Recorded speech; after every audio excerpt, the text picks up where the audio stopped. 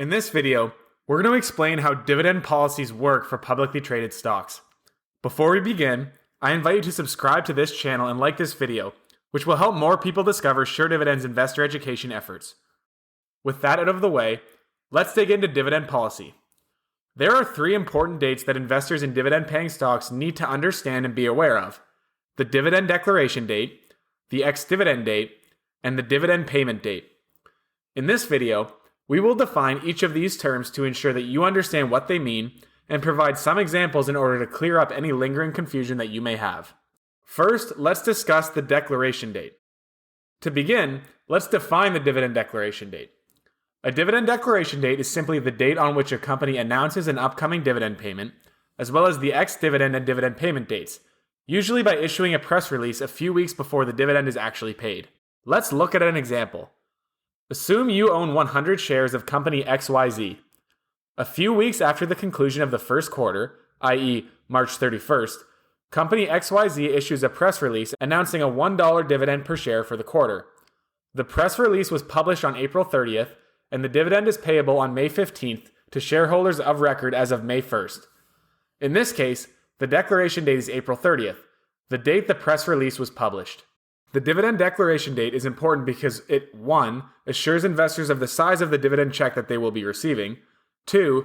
Informs them of when they must own the stock in order to get paid, as well as when they will actually get paid, and 3.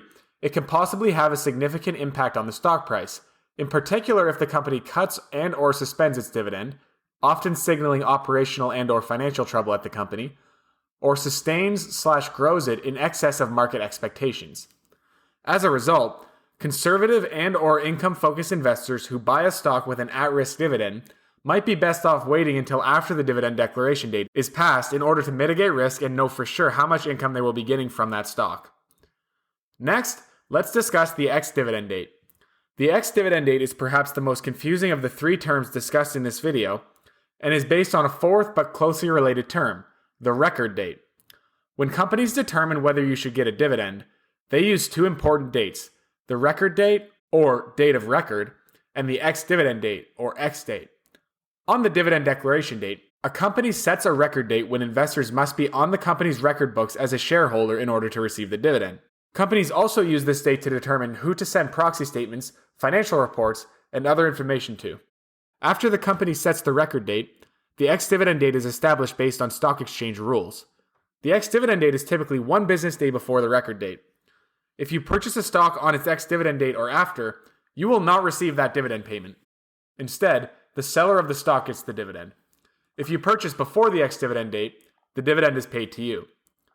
Let's look back at our earlier example to explore this further.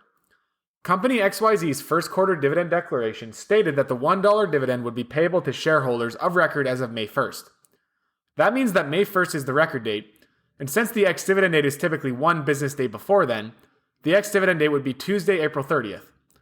This means that if you purchase shares in Company XYZ on April 30th, you would not receive the dividend, but if you purchase them on Monday, April 29th, you would. Remember, however, that it is the previous business day, not calendar day. Therefore, if the record date fell on a Monday, the previous Friday, assuming it was not a stock market holiday, would be the ex-dividend date. Another important thing to remember is that since on the ex-dividend date, that dividend is no longer payable to new buyers of the stock price almost always falls by the same amount, or very close to it, that the dividend payment was declared for at the opening on the ex-dividend date. Therefore, if you purchased a high-yielding stock right before its ex-dividend date, do not be shocked if your stock's trading price drops by a considerable amount on the ex-dividend date. The final term that we will discuss in this video is the dividend payment date. It is the easiest to understand and is simply the date on which a company pays a dividend to its shareholders of record.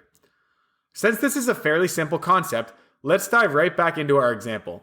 The 100 shares that we purchased in Company XYZ prior to its ex-dividend date of April 30th were declared to pay $1 per share to shareholders of record on May 15th. As a result, on May 15th, the dividend would either be mailed to us by check, deposited directly into our checking account, or deposited directly into our brokerage account, depending on the agreement we have with our brokerage firm. This date is important to keep in mind because it is payday. You can expect to have funds available on this date to purchase additional shares of the same stock, perhaps even through the company's direct reinvestment program, or different stocks, or perhaps used for some other purpose such as living expenses or to pay off debt. Thank you for watching this video, which discussed the 3 important dates to understand when investing in dividend stocks: the dividend declaration date, the ex-dividend date, and the dividend payment date. By understanding how these 3 dates work together and keeping track of them in your investments, you'll be able to make better educated investment decisions and also know how much income you can expect and when you will receive it. Before taking off, please take a moment to subscribe to this channel and like this video, which will help more people discover SureDividend's investor education efforts. If you're interested in learning more about our systematic approach to dividend growth investing, visit our website at www.suredividend.com.